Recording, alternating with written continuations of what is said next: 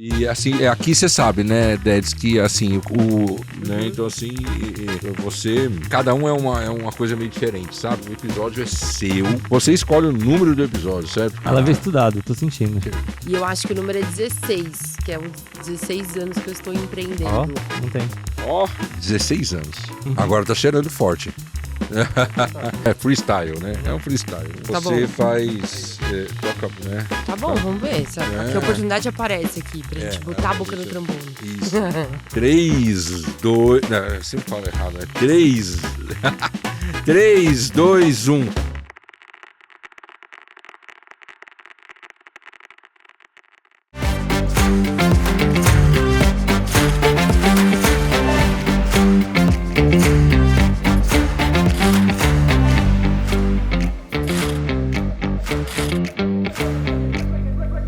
Olá, estamos mais uma vez aqui em um episódio do podcast. Espero que você esteja me acompanhando aí no YouTube, certo? Não se esqueça de dar um like. Você sabe que se você não der like ou ativar sininho, essas coisas, tudo, você vai arder no fogo do inferno, porque o podcast é promovido pela Polinésia e a Polinésia é a escola de marketing do professor Ricardo Poli. Então, assim, fazer mal a um professor dá, né? Com certeza você terá o seu lugar marcado, né? Garantido no inferno, tá? Como sempre, né? Lembrando aquelas coisas, né? De início, estamos nos estúdios cinematográficos de Amauri Mauro, né? O podcast tem produção executiva da Purple, a melhor agência de propaganda do Brasil, da América Latina, do mundo. E tudo é resolvido, como é que fala, não? Consertado pelo besouro fazedor de ideias, que é o João, né? O nosso querido João, que conserta todas as burradas que eu faço aqui, tá bom? E, como sempre, né, meus caros ouvintes, eu nunca sei se é ouvinte ou telespectador, né? Ou você que está na frente do seu celular, da sua televisão, né? Porque as pessoas veem muito YouTube pela televisão hoje em dia, né, Toledo? E aí, do meu lado esquerdo aqui, eu nunca sei se é esquerdo ou direito também, né? Porque na câmera aparece ao contrário. Enfim, ele... Vai. Ele quem? Ele, né? Cadê meu óculos? Ficando cego, Toledo do céu. Ó, no começo... Ele, né?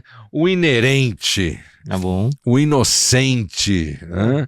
O inexcusável Marcelo de Toledo Bernardes, mais conhecido como Toledo aqui nesse podcast. Para o mundo é Marcelo Bernardes, porque ele negou o nome da mãe. Eu aqui em honra de sua genitora, né? Lembro sempre que ele é Toledo, certo? Cara, negou o nome da mãe. O dia que ela pegar isso, eu tô lascado, mas vai. Vamos com calma. Cara, inexcusável, eu não sei o que é. Eu só me ative a sílaba do meio da palavra. Eu tô confiando em você. Duas coisas. Na primeira temporada, você não precisava desse óculos pra me trazer as qualidades. É verdade, porque eu decorava, né? Tá cansado, né? O olhar. Tá cansado Precisa bastante. cuidar. Não, eu vou no... Tem um monte de coisa fazendo nos olhos, nos dentes, entendeu? Daqui a um ano eu serei outro homem. Mas por outro lado... Você me sacaneava, agora eu só tô vendo coisas boas. Então que você não sabe o que é inexcusável. Não, tô aceitando. É que não escusa. Não escusa. Eu tô achando que é por aí. Eu também não entendi direito o que é, mas eu me atentei à sílaba do meio aqui, entendeu? Ok. E a energia... Mas diz pra mim, cara, como é que tá 2026? Ano de eleição, ano de Copa, como é que ficou? Hoje nós vamos entrevistar uma ou de uma agência também, mas que não de propaganda, de outro tipo de negócio, outro tipo de agência, vamos dizer assim, agência porque o mercado é o jeito que entende, não é uma agência mais, né, mas que também sofre com esses delírios do mercado, né? As marcas perdidas por conta da IA e do mundo digital e que demoram para tomar decisão e que, né, essa coisa toda. E do mundo. Da política, da montanha-russa. E de tudo. Não. Eu tô sabendo, a energia tá no alto, até queimou aqui atrás. Você viu, né? Você viu, né? O barril do petróleo, né? Subindo e descendo em outro patamar, né? É isso. Tudo por causa de um estreito, né? Tem 22 milhas. Só uma passagenzinha, pô. Libera logo, né?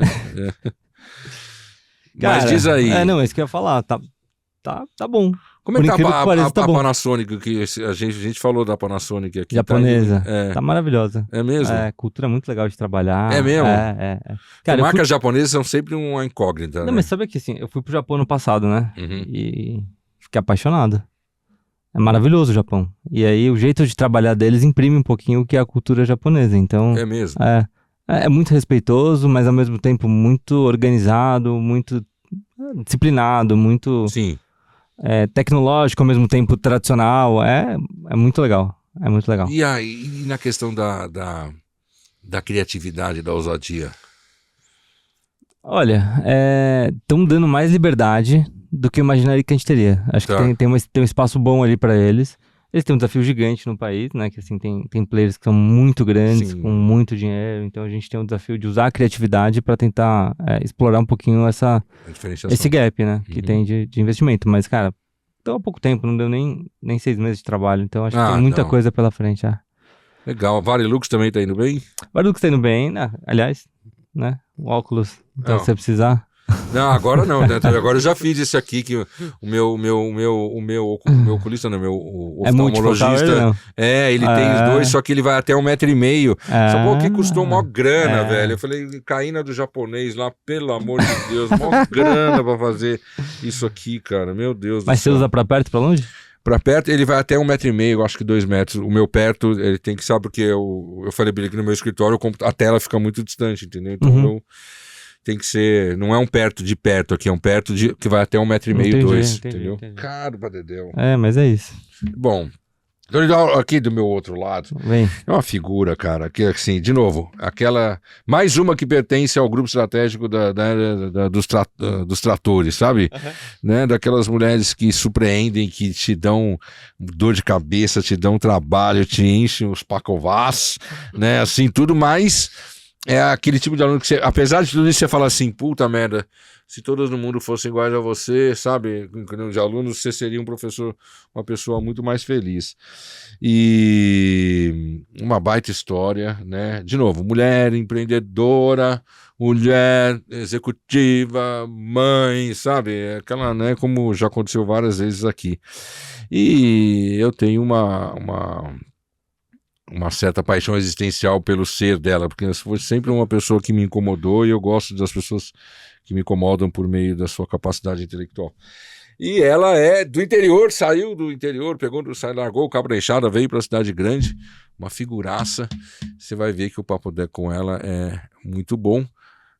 Será muito bom, com certeza. Seja bem-vinda, Débora, vulgo Dedes, porque só eu chamo ela de Dedes, então ninguém mais pode chamar de Dedes. O aluno é meu, eu chamo do que eu quiser. Mas tem um motivo pra Dedes, não? Não, Dedes é carinhoso só, eu sempre chamei ela de Dedes. Seja bem-vinda. Obrigada. Parabéns, Feliz de estar aqui. que bom. Você me deu um cano uma vez, mas eu entendo, foram fatores maternos. Aí, Foram fatores fatores maternos eu perdoo sempre, certo? Tem coisa que eu falo para as minhas amigas assim, não sei o que, eu só vou fazer porque você é mãe, senão eu não faria, entendeu? Eu respeito as mães, né? Como diria o Cazuza, só as mães são felizes. Quando você vira mãe, você deixa de ser prioridade na sua própria vida. Uhum. E aí as coisas acontecem. E aí... Você falou uma coisa tão importante que a porta se abriu ali, eu vou ficar com medo dela bater ali, diretor, ó. Ela se abriu sozinha ali, me dá medo. As paredes têm ouvidos, né?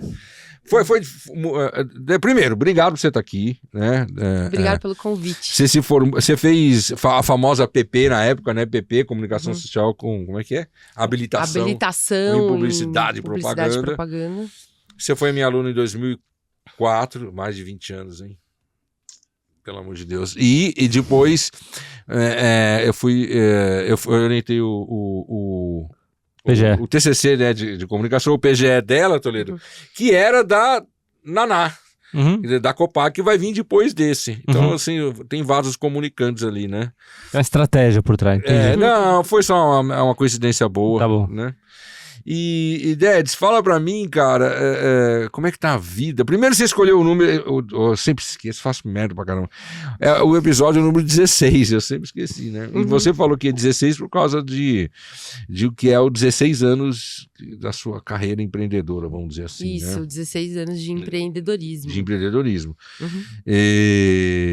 Eu queria saber de você como é que você tá, como é que tá a vida. Fala pra mim, né, meu? Que faz tanto tempo que a gente tomou um café outro dia, mas aquele café de gente executiva, né? Ó, vamos, né? Que não. Mas mesmo assim, eu queria saber de você como é que anda. Fala pra mim da Inexplorato. Inexplorato, então, fazendo 16 anos, 16 né? anos. Então, eu acho que esse é um momento, assim, estranho, porque eu já sinto que tem muita bagagem, muita experiência. Se sobreviveu, já Poxa, é uma... 16 anos, né? Aí a gente passou por coisas como uma pandemia, né? Então, Sim. eu acho que a pandemia conta dobrado ali, né? Ter sobrevivido à pandemia conta dobrado. Então, Conta. sinto que tem muita bagagem, muita experiência. Então, eu sinto que tô chegando numa fase da vida, assim, que agora tem muita história pra contar, sabe? Tem muita coisa do que aconteceu pra trás. E não só do que tá vindo pela frente. Então, e isso muda, né? Dá um senso de maturidade, dá um senso de também mais responsabilidade, né? Que agora não dá mais pra errar tanto, né? Você já fica mais careta com algumas coisas, né? Uhum. Fica com um discurso um pouco nostálgico, que eu tô tentando lutar um pouco contra. Então, eu me sinto um pouco nesse lugar, assim, de poxa, já faz tempo, né? Já tem muita coisa que aconteceu, já tem muita história e tudo mais. Ao mesmo tempo que é tudo ainda muito novo, que ainda tem muita coisa pra fazer, que ainda tem espaço pra crescer, que tem, né, muitas coisas ainda pra explorar. Então, eu tô sentindo, assim, esse ponto esquisito. O Deds, vamos aqui falar um negócio assim. Primeiro, você precisa falar o que é inexplorado.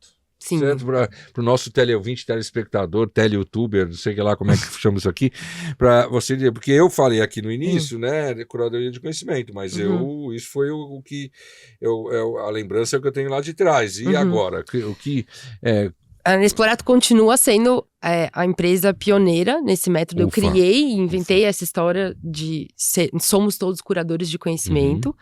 E o método em si, ele evolui muito desde que foi criado, né? Então, claro, e o mundo muda. O mundo muda, mas assim, ainda somos essencialmente, nosso grande diferencial é esse. A Inexplorado é uma, você falou agência, né? A gente tem abraçado mais o termo consultoria. Tá.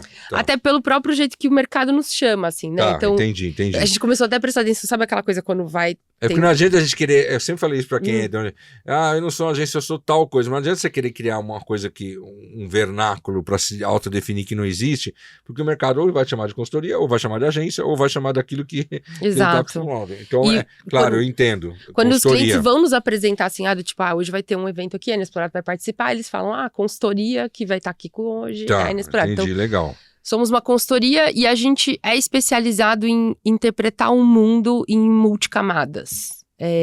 A gente entende que os problemas dos nossos clientes, dos negócios que a gente atende, são cada vez mais complexos e a simplificação é um grande risco e essa simplificação vem acontecendo, né? Diante da complexidade, existe uma tendência em tornar as coisas planas, tornar as coisas simples, que elas caibam no PPT e na planilha, e a gente vai no caminho contrário. A gente entende que o mundo é complexo mesmo, que a gente precisa olhar as coisas pelo ângulo da complexidade, e a nossa ferramenta para fazer isso é a curadoria de conhecimento, que é um método que parte do princípio de que já existe muita informação sendo produzida em todos os campos, em todos os cantos do mundo, a todos os segundos, e que a gente precisa se beneficiar desse mundo da informação para orientar a nossa forma de entender os desafios e encontrar os caminhos que, de fato, movam a gente para frente, né? Então... eu falo que, assim, a visão que eu tenho é de uma grande peneira, né? E é legal você falar disso, tem 16 anos e, cara...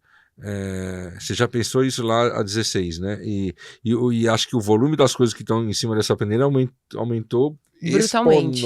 Exponencialmente, né? Brutalmente. Então, em 2010, era um momento, eu falo assim, na história da evolução, né, do método, 2010 era um momento de muito otimismo em relação ao universo informacional, assim. Tinha uma frase do CEO do Google da época, que ele falava, em 3 dias a gente produziu hoje mais informação do que ao longo da história da civilização, né? Só que é engraçado que a gente encontrou depois um documentário do Orson Welles, da década de 70, baseado num livro que chama Future Shock, e ele tá andando no meio de bibliotecas e livrarias falando, o excesso de informação, como que a gente faz com tantos livros? Então imagina que na década de 70, essa aflição já era percebida, né? Então, 2010, eu percebi que existia, assim, uma oportunidade se construindo, que era, tem tudo isso de coisas, e como que a gente tira proveito disso, né? Antes de fazer publicidade na SPM, eu fiz ciências sociais. Isso, eu lembro, na USP, não era? E aí, isso, na USP. E aí, quando eu terminei as sociais, eu ainda tinha 2 anos de SPM, eu fui fazer estágio. E aí, quando eu entrei no mercado de pesquisa de mercado. E aí, eu recebia briefings de coisas que eu falava assim, gente, a gente não precisa de uma pesquisa nova para responder isso. já tá na biblioteca da USP. A gente vai lá e lê aquelas 3, 4 teses que ninguém nunca leu. Que provavelmente quem leu foi só quem fez a banca. Eu esqueci desse detalhe, por isso, aí que tá a tua diferenciação. E a gente não precisa começar do zero essa história, né? Então, tinha uma visão de que, gente, já que a gente tá produzindo tanta informação no mundo, a gente precisa usar essa informação, né? E aí, ao longo do tempo, a gente foi vendo que a nossa responsabilidade, ela foi amadurecendo, né? Porque primeiro ali tinha uma coisa de como a gente não perde oportunidades. Como que eu garanto que você vai ler o livro que vai mudar a sua vida? Como que eu garanto que aquela informação que muda teu negócio chegue até você? Mas, quando a gente vai chegando ali em 2015, 2016, a gente começa a ouvir sobre fake news, sobre pós-verdade, o Trump é eleito, e a gente começa a perceber que é possível construir ignorância em cima do excesso de informação.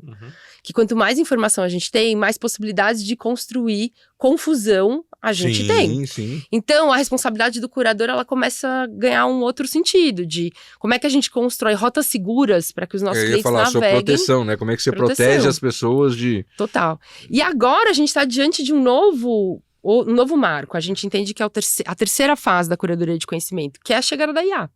Né? A gente começou... em 2022 foi quando a gente inaugurou um primeiro estudo, de fato, sobre o tema na Inexplorato. E em 2022 a gente chegou à conclusão... O estudo chama Consumo Algoritmizado. Em 2022 a gente chegou à conclusão que, dali a pouco tempo, cada um de nós teria uma coisa que na época a gente ainda não tinha nome, não existia ChatGPT ainda em 2022, então a gente falava, cada um vai ter o seu Tamagotchi, cada um vai ter o seu... Aí a gente usou até a palavra agente na época. Isso porque a gente achou um estudo de 2 advogadas apresentando num congresso em Israel. Então olha a importância de se navegar pelas bibliotecas do mundo, né? Essas 2 advogadas estavam falando, está sendo inaugurada a nova fase do varejo mundial, onde as pessoas agora vão delegar grande parte do seu processo de escolha no consumo para uma IA. E ali a gente falou, cara, isso vai mudar muito, o mercado como um todo, vai mudar inclusive a demanda para os meus projetos, né? Quando a gente parar de só depender de narrativas de marca e começar a colocar tecnologia em processos de escolha, as coisas vão mudar. Foi ali a primeira vez que a gente começou a pensar sobre IA, aí as ferramentas foram vindo, né? E cada nova ferramenta eu falava, meu Deus, agora a Inexplorato vai falir, agora a gente perde a função no mundo, né? Mas a nossa compreensão agora é que a gente está na era da informação ultraprocessada. E isso significa... Fazendo um paralelo com os alimentos, Exatamente. É uma boa metáfora. E essa informação ultraprocessada deixa de ter, ela passa a ter elementos de ingredientes que foram se perdendo ao longo do tempo. E ela é muito pensada em forma, então é o resumo, é os 3 bullets, é o meme, é a coisa muito condensada, e em que a gente vai perdendo o lugar do pensar.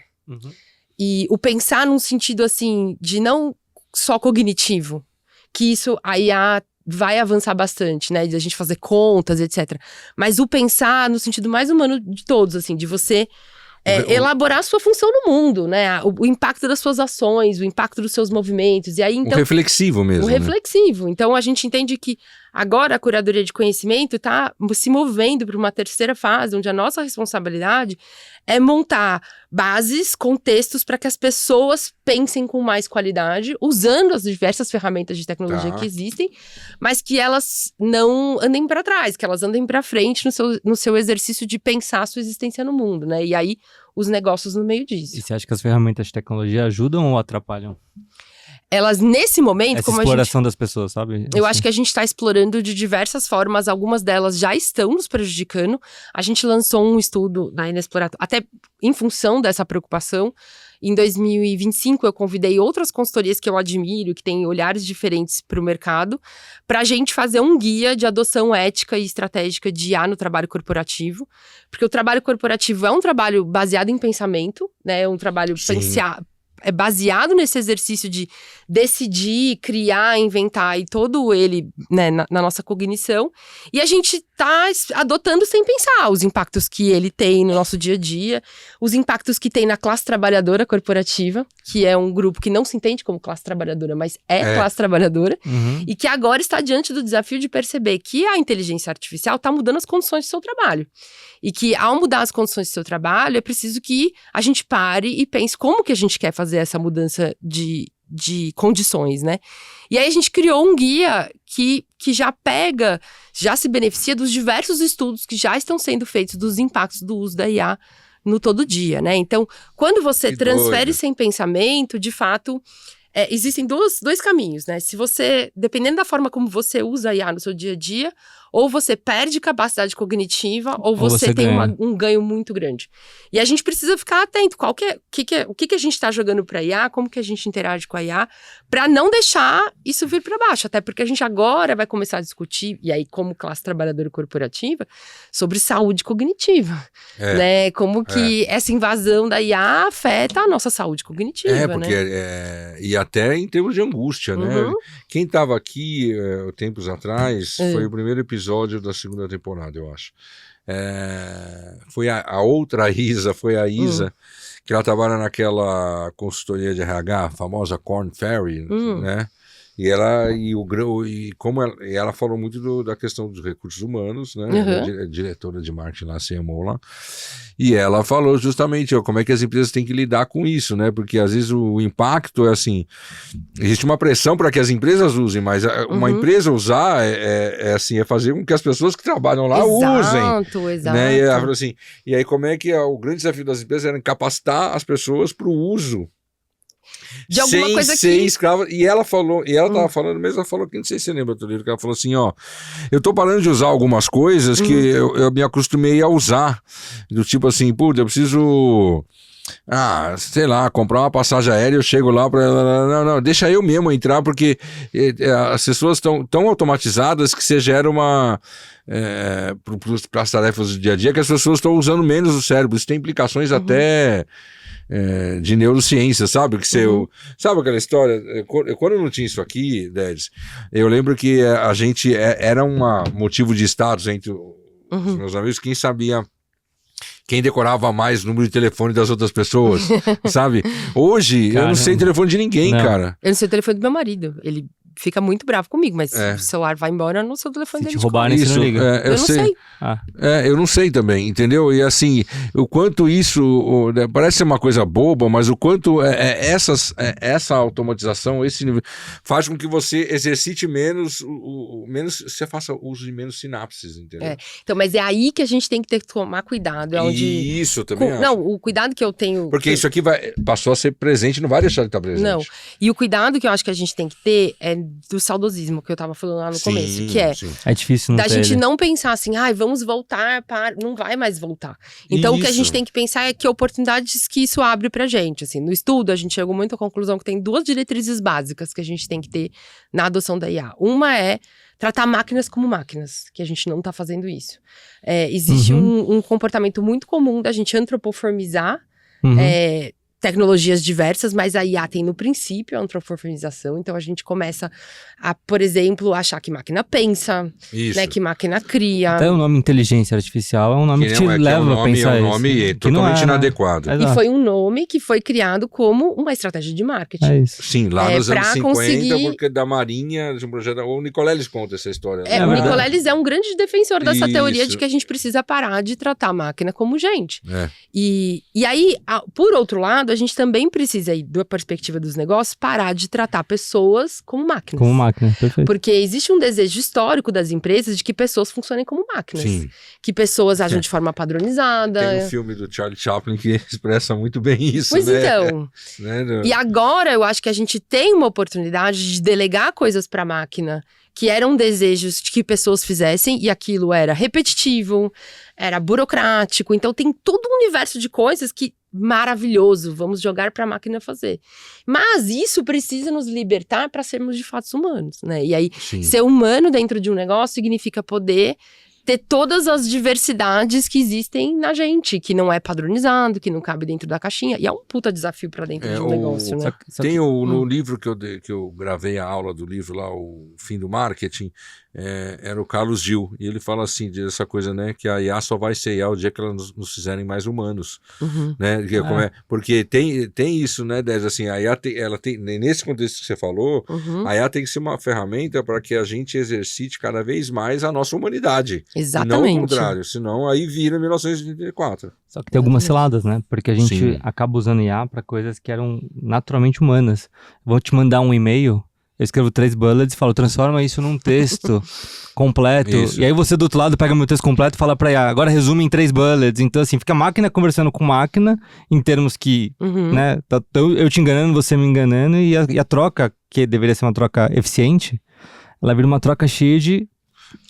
E eu acho que até, assim, para que a gente possibilite, que a gente encontre humanidade dentro do trabalho com a chegada da IA, a gente precisa rever modelos de gestão, jeitos de trabalhar, porque a gente rever o próprio trabalho. Rever o próprio trabalho, né? Por exemplo, uma coisa que é muito clara para mim, quantas reuniões que podiam ser o e-mail, né? Aquela famosa brincadeira do reunião que podia ser o e-mail, agora são transcritas e gravadas por IA e documentadas e estão ocupando espaço, né, de dados. Você quer para gravar para aqui, né? Do tipo, assim, a gente tá plugando IA na ineficiência, né, no lugar que já não deveria existir, né, então eu acho que quem tá errando mais agora na adoção de IA é quem tá só plugando ferramentas e não, na verdade, pensando o que essa ferramenta me permite fazer de explodir o que a gente tinha antes e de fato, criar um novo a partir do que isso... Eu duvido que alguém entre numa dessas backups de reunião para ver. Pois é. Eu acho que tem pensamentos bem profundos nos negócios. Por exemplo, você com uma consultoria, imagino que você precifica em hora homem, né? Isso, como é que super complicado. Como é que precifica no momento em que a máquina faz o que a hora homem fazia permitia você cobrar antes, né? Porque agora, vamos dizer, né, se eu cobrava em hora homem e agora eu faço em 15 minutos, eu vou cobrar em 15 minutos? Só porque agora eu tô fazendo em 15 minutos? Ao mesmo tempo, a cultura brasileira, né? não é simpática em você cobrar pelo valor, né? Você cobra pelo esforço, né? E aí... fica complexo. Não, precificação, você tocou assim num ponto assim doloridíssimo para quem trabalha no universo de agências, no universo de consultoria. Nossa, precificar é uma das nossas maiores dores e com certeza a IA traz uma bagunça gigante, assim, pro mundo da publicidade isso é muito forte, né? Eu tava comentando outro dia, conversando com uma mentorada, assim, né, que já foi mentorada, né, e ela tem uma agência de digital voltado para médicos, né, e ela tá lá em Floripa, né, Louise, beijo Louise, e aí ela tá falando que ela precisava selecionar um social media, né, cara, ela fez 80 candidatas para salvar uma, e ela falou assim, ó, primeiro aquela coisa, né, ó, grava um vídeo seu falando de você, quem você é e manda para mim, pum, né, aí mandou lá, aí você já tira uma, né, já separa ali, e aí ela pediu para que as pessoas escrevessem quem elas eram, né, assim, numa ficha, ó, seu nome, ela falou assim, já comecei a perceber o uso de AI, e aí ela falou assim, aí ela chegou uma hora que ela falou assim, eu vou te dar um caso aqui, um cliente meu que é um médico assim, como é que é o plano que você faria de presença digital, o plano editorial dele? E assim, parece que tem muito, acho que esse é o grande perigo, né, a IA como a lei do mínimo esforço. Sim. E assim, e por trás disso tá o seguinte, vou fazer essa coisa chata para ficar livre dela, porque eu tenho coisas mais legais para fazer. Só que aquilo e essa coisa mais legal para fazer não é ler um livro, ou não é estudar, ou não é outra que geralmente tá ligada à futilidade. Mas né? Então aí você fala, gente, que mas sabe eu acho doideira, aí as pessoas estão criando hábitos, esse é meu medo, né? Pra fazer tudo. Então, outro dia eu vi um cara fazendo um vídeo, eu tô aqui no supermercado, eu botei aqui, eu tirei uma foto do supermercado aqui, filmei, coloquei na Gemini pra ele saber qual é o café mais custo-benefício que eu tenho. Eu falei, cara, cadê o passeio no supermercado? Cadê desopilar? Então, assim, as pessoas estão começando a usar isso pra fazer tudo. Mas, ó, aí eu vou trazer um ponto. Eu acho que consumo. Eu trabalho para empresas do consumo, assim, sou um agente dentro desse ecossistema, mas eu acredito muito que o consumo ocupa uma parte da vida humana muito maior do que deveria. A gente pensa e se preocupa com coisas do consumo que a gente poderia não estar mais se preocupando. Eu não deveria mais pensar sobre compra de papel higiênico, eu não deveria mais se preocupar com compra de sabão em pó. Pensa assim, a quantidade de categorias que existem, com a variedade de marcas, com a variedade de produtos, fez da gente péssimos compradores. Nós somos péssimos compradores, a gente compra muito mal. A gente depende de narrativa de marca, de marcas contando histórias pra gente. E agora, a gente pode ter nas nossas mãos uma ferramenta que nos permite fazer escolhas técnicas com muito mais qualidade e abrir espaço para que a gente, no dia que você quiser passear para comprar café porque você gosta de café, delícia. Agora, shampoo, por exemplo, uma categoria muito complexa de comprar. Porque os nomes não ajudam. É uma grande bagunça. Agora eu coloco lá e, de fato, eu consigo fazer uma escolha que é melhor para o meu cabelo e que vai forçar a indústria também a entregar mais qualidade técnica. Mas o que tá pela escolha do shampoo pelo seu o melhor shampoo para o seu tipo de cabelo, quando essa escolha é feita por IA, ela vai beber numa fonte de informação que já existe, certo? Ok? Que já que tá escrito em algum lugar. Sim. Cara, se eu passar a gerar esse conteúdo informacional aqui, eu posso fazer a tendência de que a IA sempre indique o meu shampoo e não o shampoo do outro. Muito difícil fazer isso acontecer, porque, por exemplo, uma das coisas que a IA leva muito em consideração no processo de recomendação de produtos são estudos científicos, prêmios, por exemplo, prêmios de produto, de design de produto, era uma coisa que as marcas não valorizavam muito para o consumidor. Era uma coisa importante no mundo B2B. Hoje um prêmio vale muito, porque um prêmio abre um lugar de informação para IA validar seu produto, que é super importante.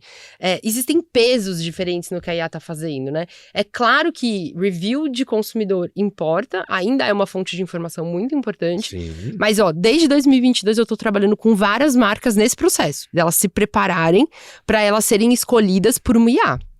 E além de fazer uma mudança da informação que você publica e da informação que você disponibiliza, também o que está acontecendo é das empresas perceberem que elas precisam melhorar os produtos. Porque agora a competição vai ser muito mais baseada em critérios técnicos que antes não eram. Porque as pessoas não conseguiam ponderar a partir dos critérios técnicos. Então, por exemplo, desejo de comprar produtos que tenham menor impacto no meio ambiente é um desejo já comum. Tem muitas pesquisas que capturam isso. Quem consegue, de fato, colocar isso em prática? Pouquíssimas pessoas. Porque para você conseguir, de fato, fazer uma escolha ponderada nisso, você tem que estudar uma categoria. Você precisa se informar em muitas coisas. Agora é em segundos. Então, o que está acontecendo é que grandes players já estão entendendo que, além dele mudar sua arquitetura de informação e conseguir disponibilizar informação de qualidade para a IA fazer recomendações com qualidade e perceber que avalizadores, né, júris técnicos, prêmios, etc., contam muito, também você vai precisar mudar o seu rótulo. Tá. Rótulo limpo agora é muito mais uma possibilidade do que foi. Demanda já existe faz tempo. Dedes, né? Mas isso eu concordo 100% com você. A ponderação que eu faço é que isso vale para um determinado segmento de mercado. Porque... Por outro lado, eu vejo compras emocionais, irracionais, afetivas, calcado em coisas afetivas, emocionais, subjetivas, acontecendo de uma maneira assustadora também. Vide a compra feita por influencers, né? Ainda mais influencers ex-namoradas de jogadores da seleção, certo? Com uma marca lá, que assim, cara, compra-se muito mais por causa do influencer, né? Por um impulso irracional do que por coisas técnicas. Mas por que o influenciador existe? Vários contextos ao mesmo tempo. Por que o influenciador existe? Entendeu? Por que o influenciador existe? Aquele que é dono da sua própria marca? Ou aquele Nesse contexto, você diz? O influenciador, no mundo do consumo e também em outros, tem uma teoria que eu amo, que vai discutir os influenciadores, que é do Edgar Morin, que ele chama os influenciadores de novos olimpianos. O que seriam os novos olimpianos? Por exemplo, a mitologia grega, ela tinha uma função. Você usava ali os deuses a sociedade usava aquelas figuras para discutir a sua própria vida, para pensar sobre si, né? Então, aquele que trai a fulana e tem um filho com ciclano e etc., faz você fofocar e discutir e tal. Hoje, quem são essas figuras? São os influenciadores. Os influenciadores são os novos olimpianos. A gente usa essas figuras pra falar de traição, quando a gente tá falando da traição de fulana, a gente tá falando do nosso desejo de trair, dos nossos amigos, de quem a gente não consegue processar, etc. Então, os influenciadores, eles têm uma função na sociedade que passa por ali. No mundo do consumo, o que acontece? Existem, sim, uma série de compras que estão no campo da identidade, do desejo. Então, eu quero ter o que fulana tem e ser que nem ela. E aí, né, não tem nenhum aspecto técnico. Mas também tem, por exemplo, em categorias como maquiagem e beleza, que são categorias extremamente atravessadas hoje por influenciadores, que é a minha incapacidade técnica de escolher o que é bom pra minha pele ou não, eu transfiro pra recomendação da influenciadora. Deu certo pra ela, vai dar certo pra mim. Entendeu? Então, essa bagunça informacional que é o mundo do consumo também abriu espaço, também criou esse lugar daqueles que intermediam, entendeu? Do tipo, eu não tenho tempo pra olhar todas as marcas de base. Aí tem a preguiça. Eu vou lá, vejo um conteúdo gostosinho que frita meu cérebro, que eu adoro e que me diz, essa é a marca que vai funcionar pra você. Comprei, entendeu? Então... Não, eu particularmente odeio. Eu uso o mesmo shampoo faz acho que décadas, porque eu não vou ficar pensando no novo. Mas, por exemplo, quer ver? Outro dia eu tava batendo um papo com gente, né, gente de dente, né? Você pega a fabricante de remédio, ou melhor, fabricante desses suplementos, de coisas e tal. Eu não vou, né, só por questões. Você conhece essa marca aqui, certo? Ok? Né? Sim, é famosa, certo? Os produtos dela, tecnicamente, estão longe de ser os melhores produtos. Longe. Mas o que esse cara tem crescido é absurdo. Bem menos do que ele fala que ele cresceu, tá? Porque você vai lá pegar o ranking e você fala, tadinho, vai comer muito capim ainda. Mas o cara faz um barulho no mundo com uma presença digital tão relevante, né? Repleta até de inverdades. E as pessoas aderem àquilo, mas por questões emocionais. Se acham amigas do cara, entendeu? Você se identifica, você cria relações, você né? Essa projeção, né, que a gente sempre estudava lá na SPM, né, em psicologia, né? Tem muito disso, né? O cara bem sucedido, rico, que tem um baita carro, eu sigo ele porque eu queria ser ele, né? E assim, a gente viveu uma transição histórica que era, antes eu tinha a celebridade, eu não sabia nada da vida dessa celebridade, né? Então tinha, sei lá, o Tony Ramos e o Antônio Fagundes eram grandes estrelas que muita gente admirou e que tinha uma relação que se eles fizeram uma propaganda antes, compre esse shampoo, as pessoas compravam, mas uma relação distante. Aí era agora, até mitológica, que tinha os boatos, né? Todo como é que será que era a vida deles, né? Agora, a pessoa que o mundo dos influenciadores, ele tem tanto uma pessoa que é uma celebridade e que é famoso porque é bom numa determinada coisa, mas que eu vejo dentro do banheiro da casa. E aí eu consigo ver que a pessoa, né, tem hábitos, senta do mesmo jeito que eu sento, toma café e não sei o quê. Isso criou um ecossistema para o consumo muito perfeito, muita coisa para comprar, muitos critérios para ponderar, entendi. E aí eu porque tenho esses facilitadores. A hora que ela faz um vídeo dela no banheiro e ali realmente tem aquele produto, é porque ela usa. Ela sou eu, ela usa, é verdade, entendeu? Aí assim... Não é a Gi fazendo a propaganda do Pantene. Do Pantene, né? Que a gente questionava muito. Aí agora a Gisele, até a Gisele é um personagem interessante porque ela até evitou um pouco esse lugar, né? Mas tem milhares de supermodels que aí eu vou ver o que tem dentro da casa dela e vou ficar ali. As Kardashian fizeram uma grande pegando tudo, todas as referências. As Kardashian foram as pioneiras nisso, né? De virar... Mas eu acredito que os influenciadores vão mudar de lugar. Porque eu também. a IA está invadindo um pouco esse espaço. Eu acho que a gente ainda tá vendo, assim, a pontinha de uma grande mudança. E com certeza a IA vai atravessar tudo isso. Porque agora...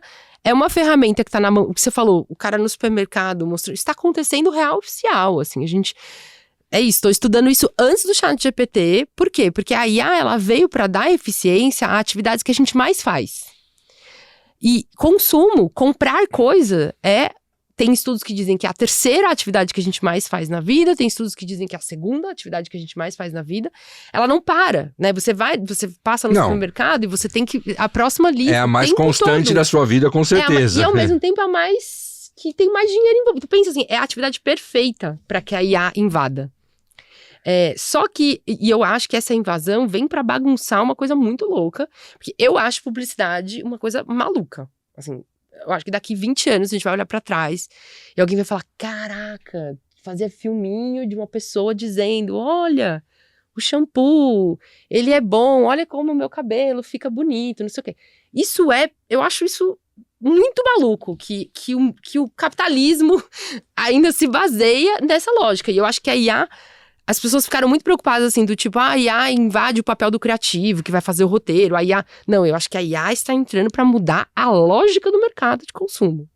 Eu acho que centro, eu acredito muito na coexistência, principalmente em processos de grande transformação, como a gente está vendo agora, né? Nada é definitivo e nada... As coisas vão juntas, em camadas. O que eu quis dizer com o supermercado é o seguinte, que a IA está substituindo alguns tipos de atividade porque as pessoas são... Como é que eu vou dizer? Para você gastar menos tempo com aquilo ou fazer menos o uso do cérebro. E às vezes fazer o uso do cérebro é importante para ter um cérebro saudável, né? Bora estimular a galera para fazer coisas que de fato fazem o nosso cérebro isso, entendeu? Né? Entendeu? E tanto que assim, mas também tem outro lado, isso também serve, o seu cérebro precisa descansar, você precisa relaxar o seu cérebro e talvez fazer compras seja uma atividade, né? Que não é, claro, é consumo, né? Mas você entende o que eu tô falando? Entendo. Que tudo que o cara vai fazer, ele usa IA. Isso me deixa, é uma preocupação. É uma preocupação, e eu acho que... Eu vejo, coitados dos professores que devem estar sofrendo com essa porra. Não, dá aula agora... Meu pai é professor, você sabe, né? Meu pai vem da educação e ele... Toda vez que a gente conversa sobre o assunto, ele fala, filho, eu tô assustado. Tô assustado, porque vai mudar, pra mim muda tudo, assim, sabe? Muda tudo. Você tá falando essa coisa do cérebro, né? Aonde a IA já atravessou a gente no cérebro faz tempo, é quando deixou de ser rede social e passou a ser plataforma algoritmizada de mídia, entrega de... É ali que a gente mais tá ferrando o nosso cérebro. Quando a gente fica scrollando infinito e deixando um conteúdo atrás do outro, e deixando a gente zumbi ali naquele processo. Até vi semana passada o lançamento de um estudo da Talk, que é uma empresa de pesquisa super parceira da Ana Explorato. Eles lançaram um estudo sobre o futuro das conexões humanas, né? E aí elas trouxeram uma discussão que eu achei muito interessante, que é o fato de que nas plataformas algoritmizadas, que a gente ainda chama de redes sociais, não existe hierarquia entre as coisas. Então, no jornal, quando a gente abria o jornal para ler, o tamanho da primeira capa nos dizia que aquilo era... o editorial vem primeiro. Isso aqui era importante. O colunista vem depois. A notinha pequena nos diz que aquilo é menos importante. Agora, você vê um vídeo de uma pessoa morrendo na guerra. Em seguida, você vê uma receita. Aí depois você vê um negócio engraçado. Aí você vê alguém tomando um tiro na cabeça. Aí você vê um vídeo de estupro. Aí você vê... Nada, as coisas não têm mais diferença de importância. E o nosso cérebro... Hierarquia não tem hierarquia. O nosso cérebro, que tende o tempo todo a terminar uma história, não consegue terminar. Você vê um negócio, aí você vai, né, prever o que vai acontecer depois. Já entra uma outra história, que é uma outra coisa, que a gente não tem... É muito doido. O nosso cérebro tá... É por isso que a gente termina o dia exausto. A gente termina o dia acabado, cansado pra caramba. Então, eu acho que assim, ao mesmo tempo, esse estudo da Talk trouxe uma coisa que eu achei muito bom, é que elas mediram já que a maioria das pessoas está com consciência disso, entendeu? Já percebendo os efeitos nocivos da gente ficar o tempo todo com o celular na mão e etc. E eu acho que o ganho de consciência é o primeiro passo. Claro, senão não muda. Se movimentar. Senão não muda, pra gente se movimentar e começar a ir por outros caminhos, assim, sabe? Agora, eu entendo essa questão que você falou, né? Eu acho que vai coexistir, eu acho que ainda vai existir a propaganda, esse é meu shampoo, mas eu vejo muito da IA, assim, né? Tentando entender você. Eu brinco, eu gosto de brincar com o algoritmo, assim, né? De vez em quando eu dou uma busca de um assunto que não tem nada a ver comigo. Aí só pra ver como é que ele se comporta. Aí vem. Aí eu jogo outra coisa, sabe?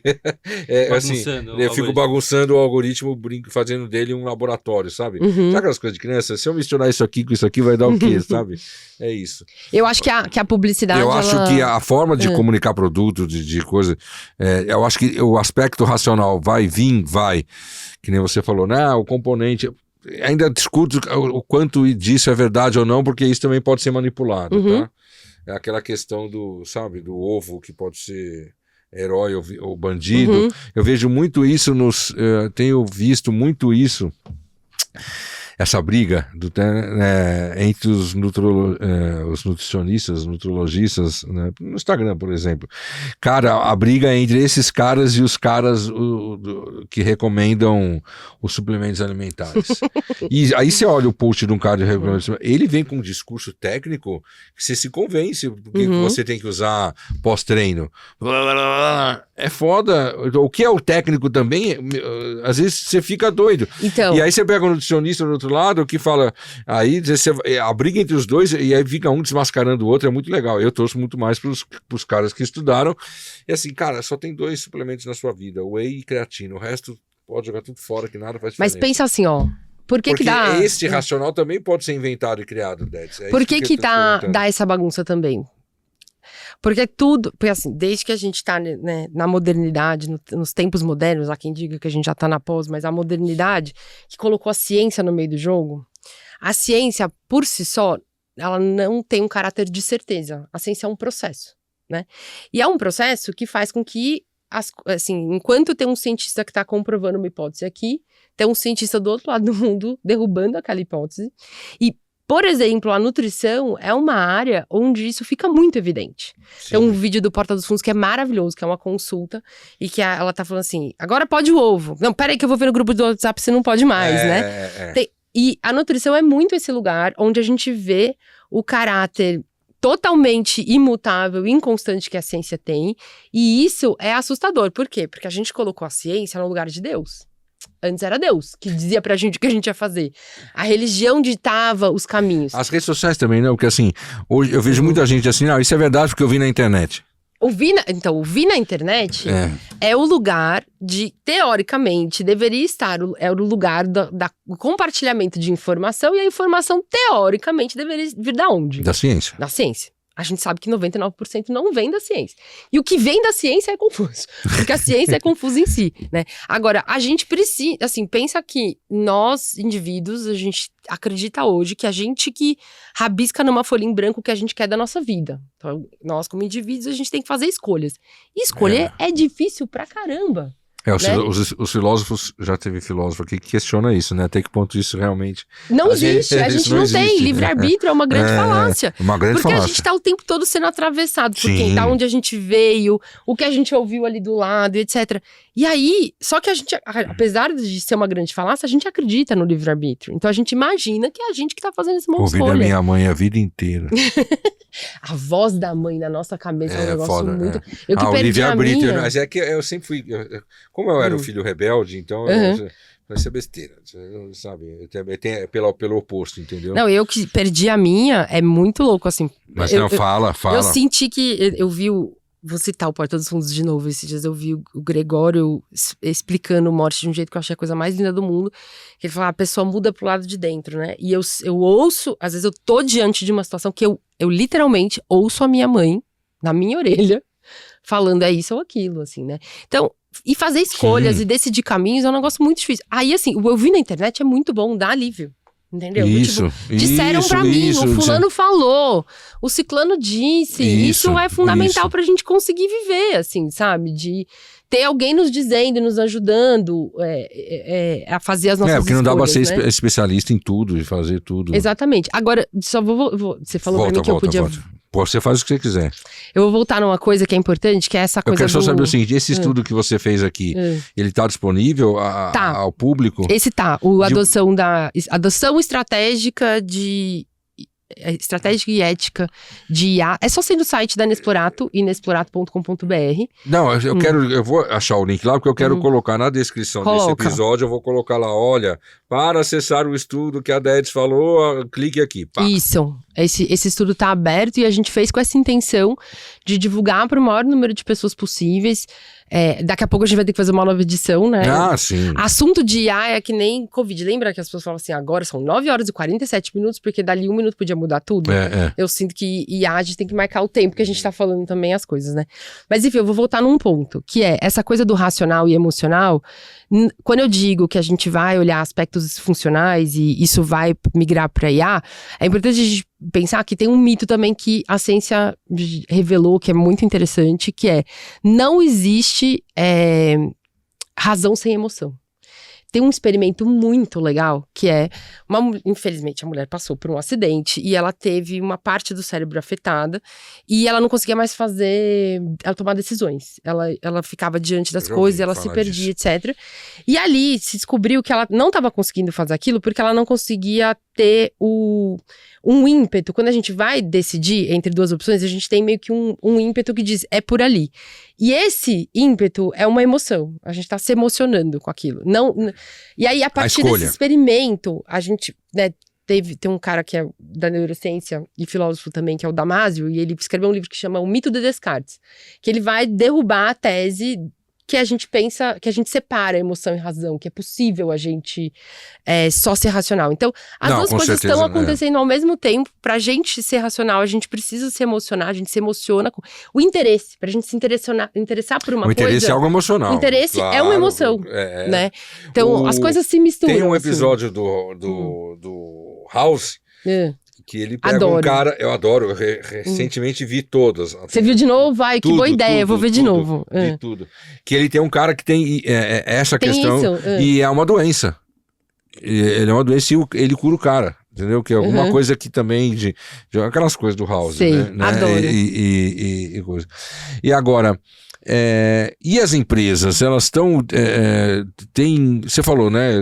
Você chegou aqui, a gente falou, Paulo, tô trabalhando que nem uma doida. As empresas estão abertas a isso, estão entendendo melhor a quem elas atendem, porque parece que eu vejo muitas marcas que se perderam naquilo que elas, né, esqueceram que o ser humano é o centro de tudo, parece que criam produtos e manifestações visuais para si mesmas e não para o mundo, né? Eu acho que uma outra missão muito importante do trabalho da curadoria de conhecimento, do meu trabalho, é colocar a gente pro lado de dentro das empresas, assim, sabe?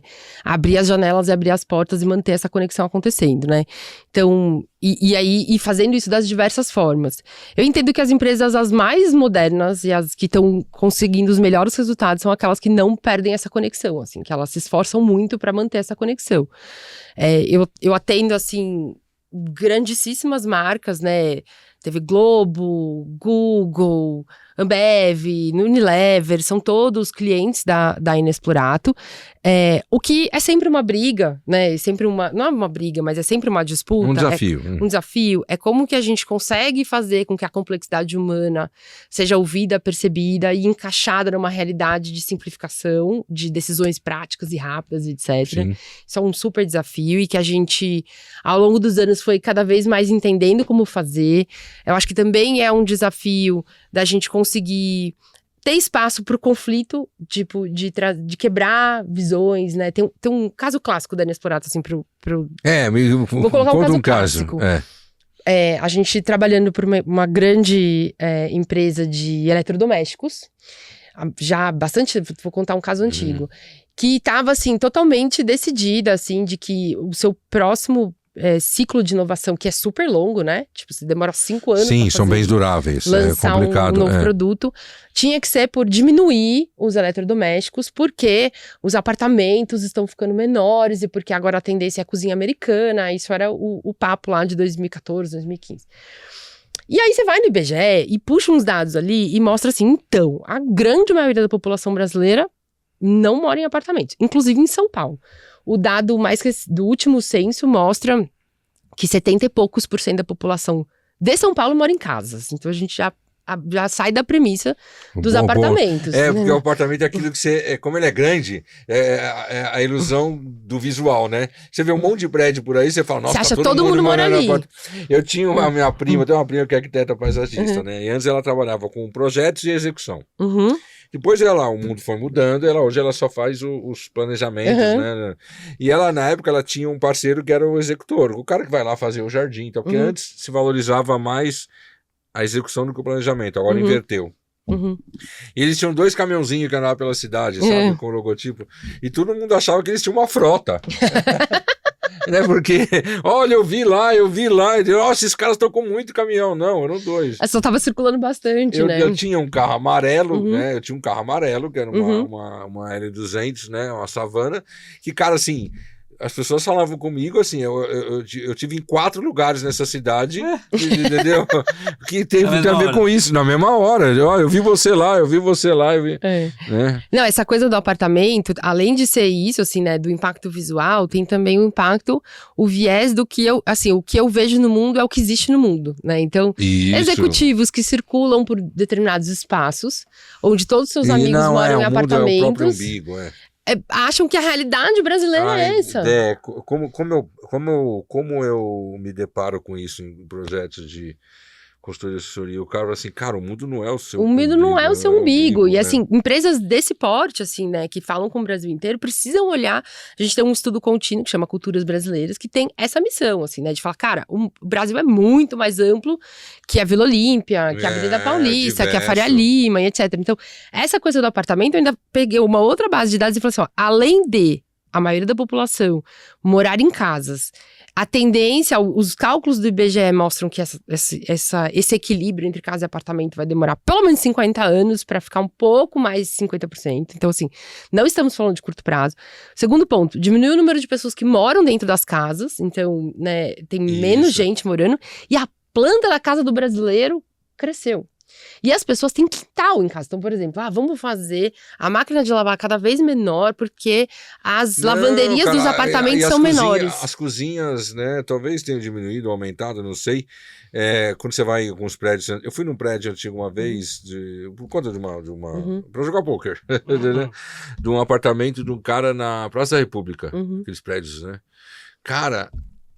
Você pirou a sala a metragem. Enorme. Eu falei, gente, que legal. E a cozinha era pequena. Aí eu percebi, determinadas... Você vai estudar um pouco de arquitetura, que as cozinhas aumentam e diminuem, né? Porque a cozinha também virou um lugar de estar. De estar, né? E de estar. É muito louco. Agora, deixa de ser uma área de serviço. Eu fico tão feliz, é bom você falar isso. Essa estatística é verdadeira. Então, tem na cidade de São Paulo ou no estado de São Paulo, você falou da casa e da... Na cidade de São Paulo, é um pouco mais... Tem mais gente morando em casa do que apartamento. O Brasil inteiro é assim. Tá. Existem algumas cidades no Brasil que isso é um pouco, por exemplo, Santos é uma cidade muito verticalizada. Sim, mas dá pra entender porque ali tem o porto, o Exato, mas própria São Paulo, assim, o resto do Brasil, assim, tem estados em que é 90% da população morando em casas, entendeu? Então, a cozinha dos apartamentos, ela está diminuindo, mas pra quem que você tá olhando? Você tá olhando pra isso aqui da sociedade ou você tá olhando pra sociedade como um todo, entendeu? Que nesse caso era uma intenção de um produto de massa.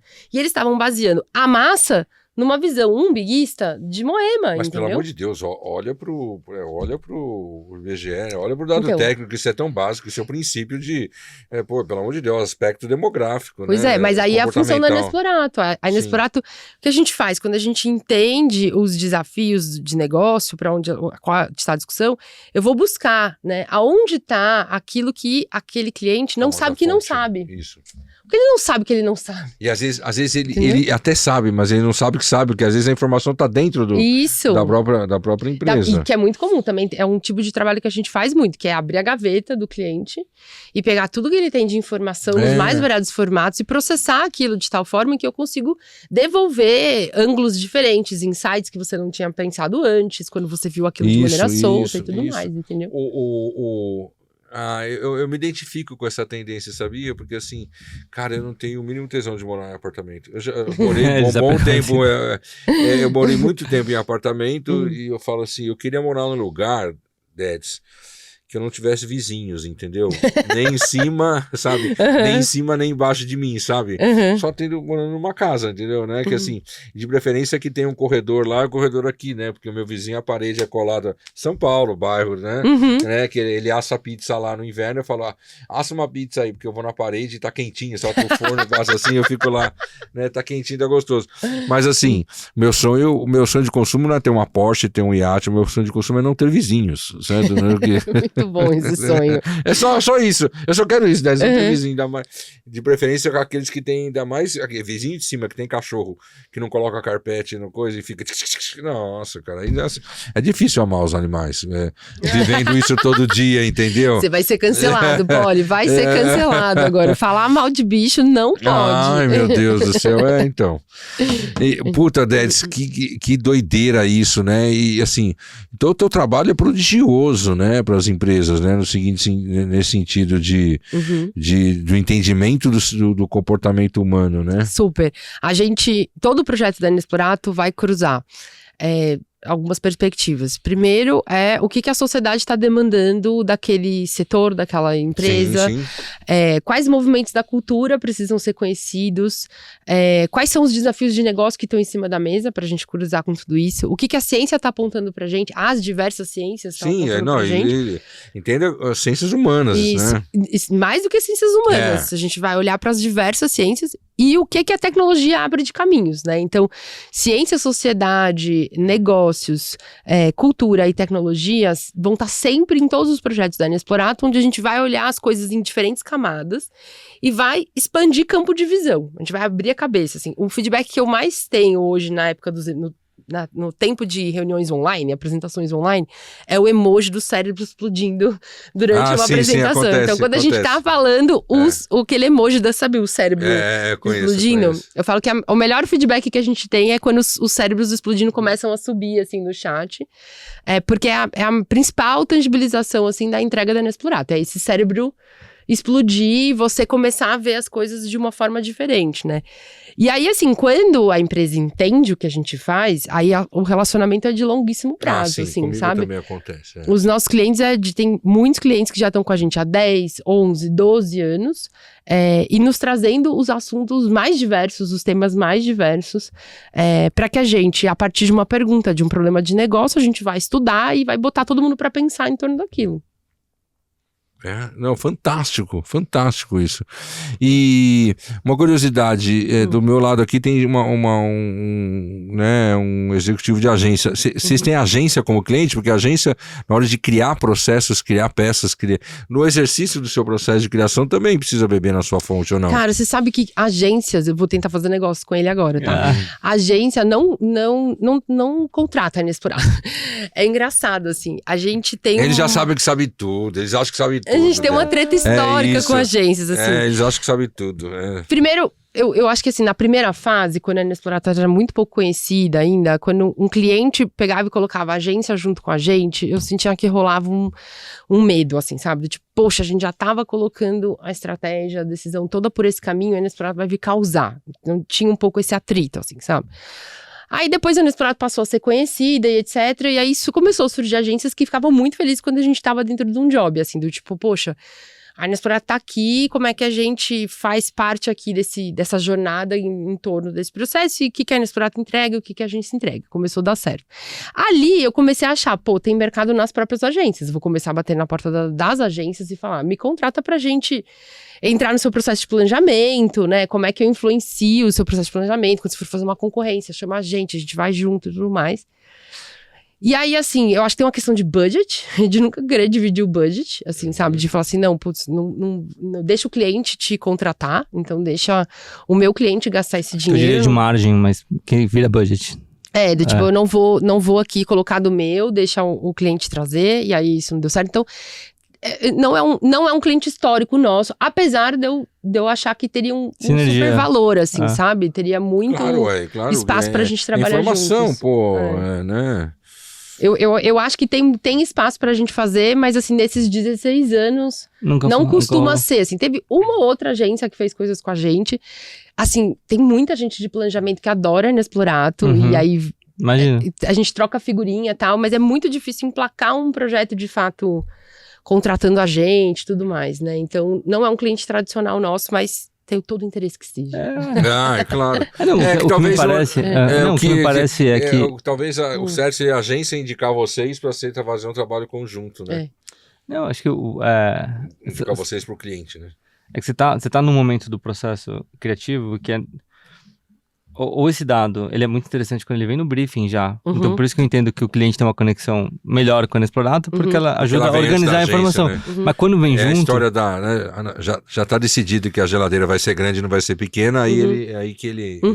E eu acho que quando vem junto, a gente é muito apertado em prazo. Isso vira um grande desafio também. Então, normalmente eu preciso bater o escanteio e já correr para pequena área. Então, é um processo meio conturbado, que é muito difícil eu conseguir conectar terceiros, porque acaba gerando uma certa bagunça no meu cronograma mesmo. Assim, eu não tenho os prazos que eu precisaria ter pra chegar às respostas que a gente chegaria juntos, entendeu? Então, os clientes, eles apertam tanto em orçamento, por isso que é difícil a terceirização de parte a cocriação. Porque eu pensaria que com o relatório da Inexplorato, antes de... Né, o processo criativo talvez fosse muito mais enriquecedor, né? Ele te daria subsídios, né? Direcionado, claro. Tem muitos clientes que chamam a gente para fazer briefing, pra gente montar o briefing juntos e aí apresentar o briefing. Então isso é uma coisa que rola. E uma coisa de tempo, acho que é uma das variáveis que mais impacta o nosso trabalho. E aí, assim, os 16 anos agora traz vantagem. Por quê? Porque lá atrás, lá em 2010, a gente apostou em abrir temas de estudo contínuo que olham para a sociedade, para a cultura de diversos ângulos e montar bases de conhecimento que nos permitissem lá no futuro, e agora o futuro chegou, ter velocidade para discutir assuntos, por exemplo. Então, o Culturas Brasileiras é isso, eu tenho 16 anos de base de conhecimento sobre Brasil, dos mais variados jeitos que você pode imaginar. Então, agora um cliente que vem falar que quer saber sobre brasilidade ou quer discutir coisas ligadas ao comportamento do brasileiro, eu tenho uma velocidade muito grande para entregar hoje, porque eu tenho 16 anos de história, entendeu? É como se você tivesse feito um estoque. Isso. E estoque sobre assuntos que é possível fazer estoque. Né? Coisas que estoque, eu digo assim, né?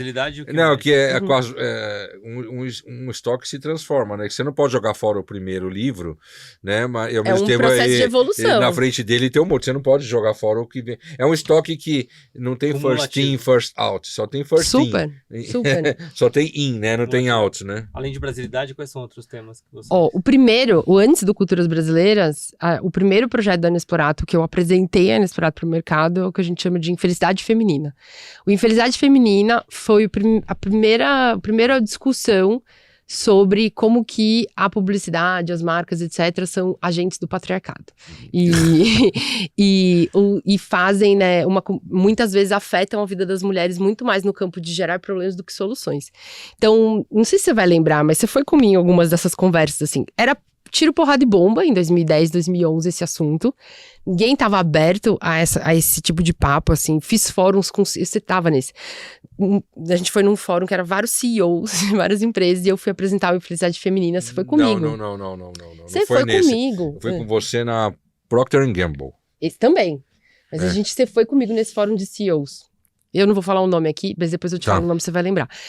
E... Era inaceitável, assim, eram 10 homens, CEOs de grandíssimas empresas, e para eles foi completamente absurda a minha conversa.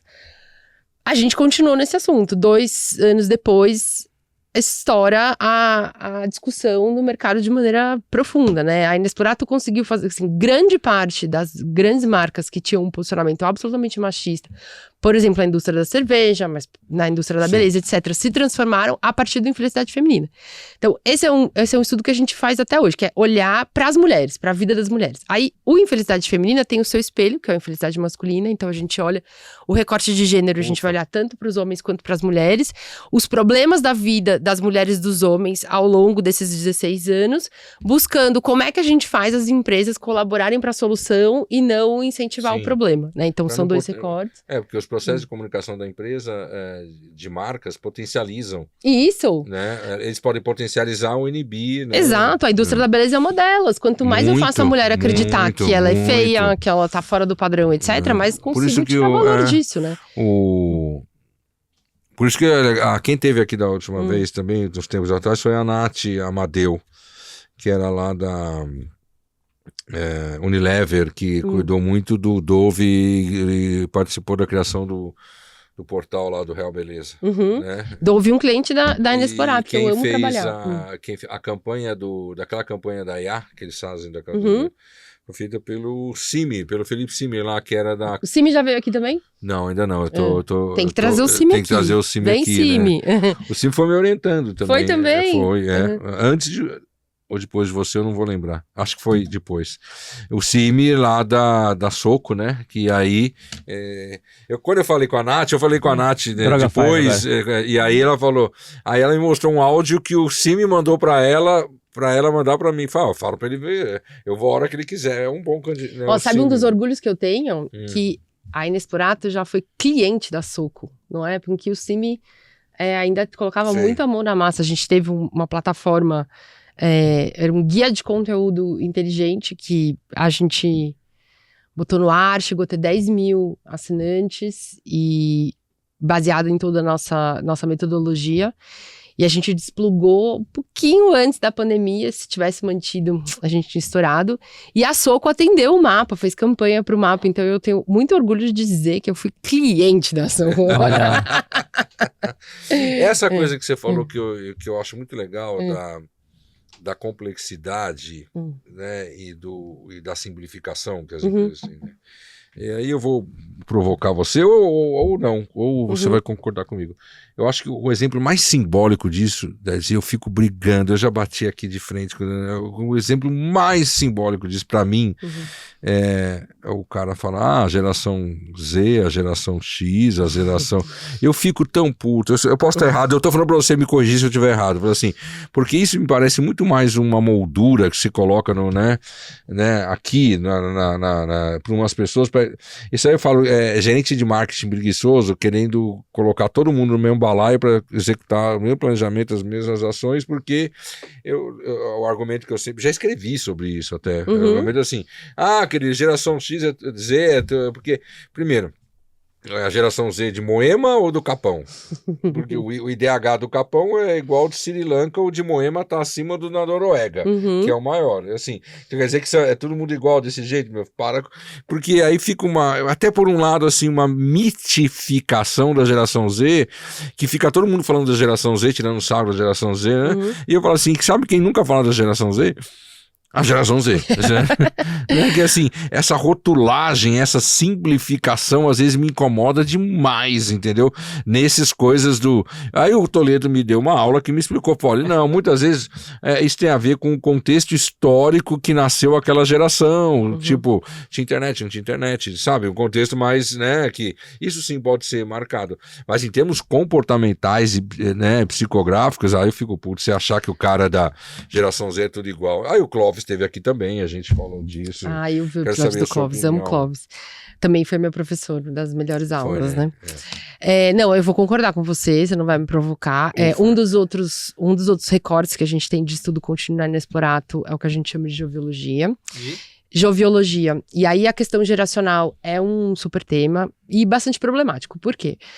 Porque geração virou produto de conhecimento. Você lançar uma nova geração é você lançar o consumo de um novo tema de aprendizado. Então, se eu digo que agora tem uma nova geração, as empresas precisam comprar os estudos, precisam atualizar. Ou seja, eu mesmo crio o termo que vira uma tendência e que é para vender.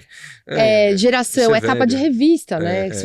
A gente fez um exercício assim assista a palestra, compre o livro, ouça o CD. Exatamente. A gente fez um exercício assim de colecionar as diversas capas de revista, na época que tinha revista mesmo, sobre gerações, e assim, são centenas, assim, de capas de revista históricas que foram feitas e que venderam muito dinheiro, dando nomes às gerações, assim. E aí alguns nomes emplacam, alguns outros nomes não emplacam.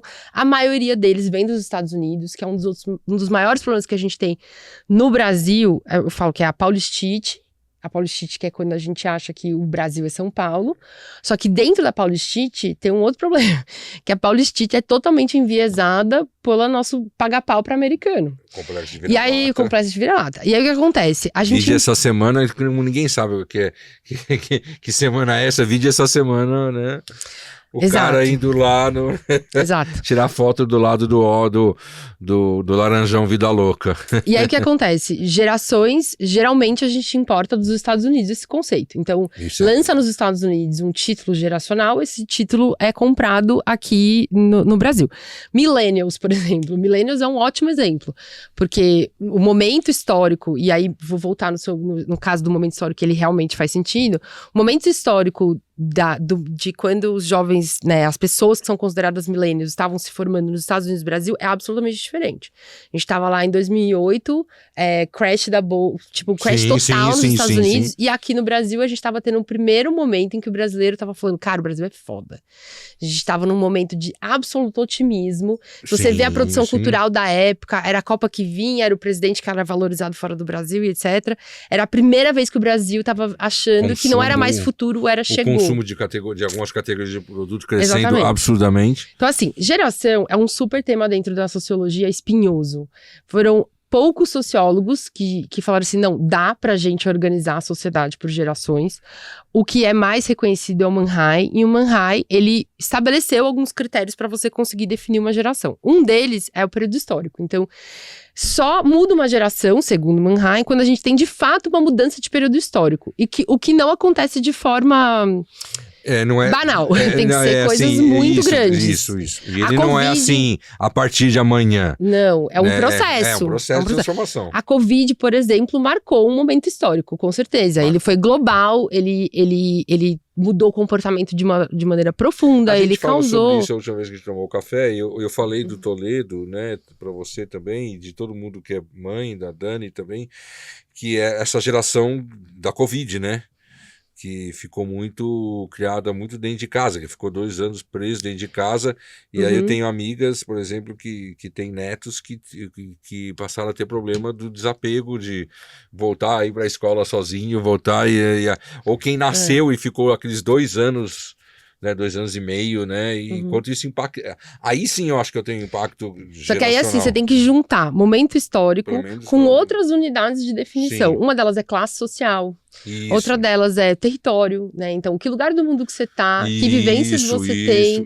Né? Então, e aí isso torna muito complexo. E aí o mercado rejeita. Porque medir isso, por exemplo, é muito difícil, né? Então, é mais... E aí, o que acontece? Tem uma tradição na cultura, que a gente tem um cara que usa um título que é o Juvenóia. Você vai ficando velho, você começa a olhar para os mais jovens com desprezo. Isso é comum, historicamente acontece isso. Você vai envelhecendo e você começa a olhar para os jovens como aqueles que, putz, vocês não sabem de nada. No meu tempo era muito melhor, né? E essa juvenóia, ela sempre vai criar uma relação crítica com a juventude. E aí, como vai passando o tempo, as críticas, elas vão se modificando. E aí você vai pegando esses rótulos que são muito vendedores e vai usando esses rótulos para definir aquele grupo que você passa a criticar, né? Então, a geração o Gen Z é o novo crítico do meio. Eles não se importam com nada, eles são muito mimimi, eles são muito sensíveis, eles são não sei o quê. Eles quem, cara pálida? Exato. Mas assim, é mais fácil para as empresas que querem a simplificação, para as empresas é mais fácil falar assim, eles nasceram em tal... Quem é uma geração? É quem nasceu a partir de tal período. Fácil. Botei um monte de gente dentro do mesmo balaio e agora vou treinar o RH para essa força de trabalho, vou falar para a galera do marketing como que eles têm que se comunicar e etc. Quando, na verdade, definir uma geração é um exercício muito complexo, que você tem que fazer vários recortes. Só que essa complexidade não cabe dentro do mundo das empresas, entendeu? Acho que não cabe. Se é mais eficiente... Porque é muito complexo. E você vai criando variáveis diversas. Então, você vai falar assim, olha, na verdade, o Gen Z não existe. O que vale para São Paulo não vale para o Recife. Não vai valer para o Recife. O que vale para uma classe social não vale para outra. O que vale para sua marca global lá nos Estados Unidos não vale para sua marca aqui no Brasil. Você vai abrindo ângulos e necessidades de adaptação que as empresas não têm nem capacidade nem eficiência para fazer isso. Então, a simplicidade, ela funciona teoricamente mais. Como é uma discussão subjetiva e o resultado, né, ela tá bem lá na ponta, você não enxerga o gasto errado. Virou muito quantitativo de metrificação de rede Não, medir social, isso é muito... Você bancar uma pesquisa que consegue... Não acredita. A Globo fez um exercício interessante sobre isso. A Globo é um cliente, um cliente muito disposto a pensar as coisas de forma mais complexa. A gente faz vários estudos com eles sobre isso. Eles fizeram um exercício bem interessante de tentar dar mais tamanho para gerações com mais consistência. Então, tem que bancar um tipo de pesquisa que é muito mais complexo do que dividir as pessoas por ano de nascença, assim, né? E eu acho que o mais desafiador é a gente quebrar a mentalidade de o que acontece nos Estados Unidos acontece no resto do mundo. Que eu acho que a gente tá evoluindo nesse sentido. Porque isso também foi uma coisa que é resiste de uma coisa que vem da geopolítica, né? Que é o soft power, né? Os Estados Unidos é quem mais... Hoje, o soft power dos Estados Unidos é maior do que o real power dele, né? O hard power dele, né? Mas que tá em decadência. Tá em decadência, claro. Tá em decadência. Tem uma pesquisa muito interessante que tá medindo, assim, os efeitos das políticas atuais diplomáticas dos Estados Unidos no desejo e no consumo de marcas americanas. Tá caindo. É a primeira vez na história que o Brasil tá vendo os Estados Unidos de forma mais crítica. Tipo, o Brasil sempre tem uma relação muito de aspiracionalidade com os Estados Unidos. Então, mas o Brasil sempre teve um quê de nacionalismo também, por causa dos militares ali, Mas é um nacionalismo meio esquisito, porque o nacionalismo teria como princípio você se colocar do tipo, putz, a gente é muito foda, né? E a gente é de igual para igual, pelo menos, né? Mas a gente é muito foda no Brasil, ele varia, né? Porque tem a síndrome do vira-lata que joga a gente para baixo. De novo, é sempre uma coisa mais complexa do que a gente imagina. Um outro estudo aberto que eu e o meu sócio Túlio Custódio colaboramos, que é um puta estudo interessantíssimo de fazer, que a gente fez em parceria com o Lourenço e Vitor da Mandala, que é uma consultoria também, que é parceira da Inexplorato. O Brasil que o Brasil quer ser, que foi um projeto encomendado pelo Conselhão, pelo Conselho da Presidência da República, para fazer um estudo estratégico de que imagem que o Brasil tem hoje a projetar para o mundo e como que a gente pensa mais sobre esses signos. A gente lançou o ano passado, em 2025. Também tá no site da Inexplorato o acesso. É o Brasil que o Brasil quer ser. Tá. A gente entrevistou lideranças dos diversos setores do Brasil, fez um estudo quantitativo, robusto. Foi um projeto muito legal. E que tem uma conclusão muito importante, que é o Brasil hoje tem o que o mundo precisa. A gente tem uma matriz natural e de diversidade natural extremamente importante a ser protegida e importante para o mundo inteiro. A gente tem um jeito de se relacionar que é muito importante para esse mundo em conflito. Então tem vários elementos da brasilidade que colocam o Brasil para ocupar um espaço muito interessante, que é um outro tipo de liderança, que não é a liderança bélica, nem a liderança econômica, mas é uma liderança em torno da salvação do planeta, dos recursos, como que a gente se posiciona para defender o que a gente precisa hoje. Puta, que legal isso. Daria pra gente conversar... Tem assunto, hein, Poli? Puta que pariu. Infelizmente o diretor já me deu um sinal ali. Mas aí você volta outro dia. Eu sei que a sua agenda é tudo, né? Mas... eu vou fazer umas coisas aqui com você, tá? Tá, assim, umas coisinhas? Tem umas coisinhas? Agora é um momento meio... Como é que é? Maria Gabriela. Maria Gabriela. Que assim, primeiro... Você estudou comigo lá, Marketing 3, depois você foi, eu nem entendo, né? Marketing, certo, né? E aí você sabe que eu sou o defensor do bom e velho marketing, né? Que às vezes tem que brigar no mundo digital, porque esqueça tudo que você aprendeu, né? E eu falo que marketing, né? Você quer estudar marketing, você precisa conhecer e gostar de pessoas, né? Eu sempre falo assim, se você não gosta de pessoas, vai trabalhar no RH, né? Se você gosta... Porque assim, fofinho, aí as pessoas riem, né? Que nem você ri, porque eu falo assim, isso que é porque o trauma que eu tenho do RH, né? O meu trauma pessoal. Poli, eu sei, a menina a coisa veio aqui, a Isa, eu te falei. Então assim, você acha que o fundamento do marketing mudou? Os fundamentos do marketing continuam os mesmos? Assim? Eu acho que, assim, a sua matéria em específico, e aí, não, assim, vou sublinhar, não é puxa-saquismo, mas, e eu era acusada muito disso por ser sua amiga na escola, na faculdade, né, tinha a coisa dos, quem fica amigo do Poli é os puxa-saco do Poli, né. Eu lembro de você, uma vez, numa discussão em sala de aula, a tua turma, você e eu, mas eu não vou lembrar quem. Vocês me forçaram a explicar o que era interno, micro e macro, e aí eu lembro que eu tive uma inspiração e expliquei isso com um barco que anda sabe, que um velejador, né, assim, né, que eu fiz um paralelo, né, do que é o interno, né, o interno micro e macro a partir de um barco à vela, né, que o ambiente você não controla, e não adianta você colocar um ventilador segurar um ventilador dentro do que não vai dar certo. Aí eu lembro disso até hoje, tem essa imagem que eu tenho. Mas, eu acho assim que a gente tem vários semestres na faculdade de marketing, né? E aí, assim, vou pensar, daquela época, que daí é onde eu vou falar do bom e velho marketing, vou me colocar lá 20 anos atrás, né? Eu acho que o seu semestre, era onde a gente discutia estratégia, eu acho que ali tem uma essência que não se modificou. Várias outras partes de estudar o marketing, eu acho que tinha muito blá blá blá. Acho que tinha muito. Eu acho que a faculdade que eu fiz poderia ter sido resumida em 2 anos. Eu acho que não precisava de 4 anos ali. Eu acho que podia ter outras coisas, né? Sim. Eu acho que podia, por exemplo, empreendedorismo. Eu não tive nada de empreendedorismo. Inclusive, voltei lá na faculdade pra falar: ó, Jesus, não quiseram me ouvir. Não, é que assim, ninguém entende que empreendedorismo ele é o segundo passo. O primeiro passo é marketing, que eu sempre falo assim, o processo de marketing começa, na minha visão de marketing, né?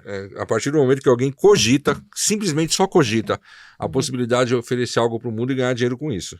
Aí o processo de marketing, se vai chegar no Instagram, talvez nem chegue, certo? Assim, falar de empreendedorismo sem falar de marketing, né? Porque assim, tá bom, você vai empreender para criar um negócio. Tem demanda? Quem é a demanda?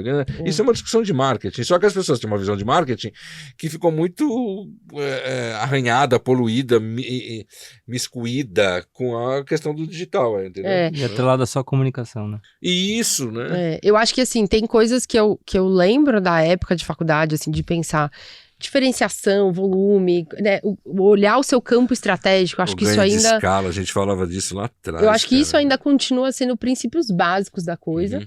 E aí eu acho que tinha muito blá blá blá naquele bom e velho marketing. Eu entendo que o bom e velho marketing tinha uma essência interessante, tinha uns blá blá blás que foram caindo pelo tempo.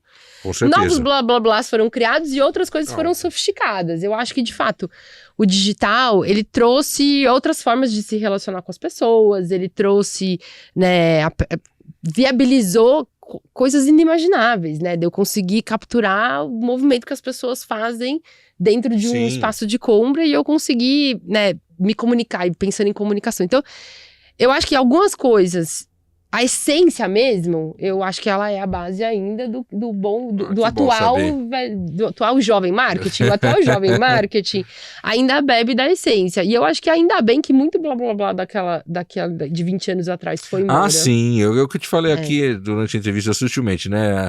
Muita coisa se criou para em tendência em marketing, como veja a palestra, compre o livro. Você lembra do marketing social, marketing, né, social, marketing esportivo? Agora a moda é essa, a moda cara, para.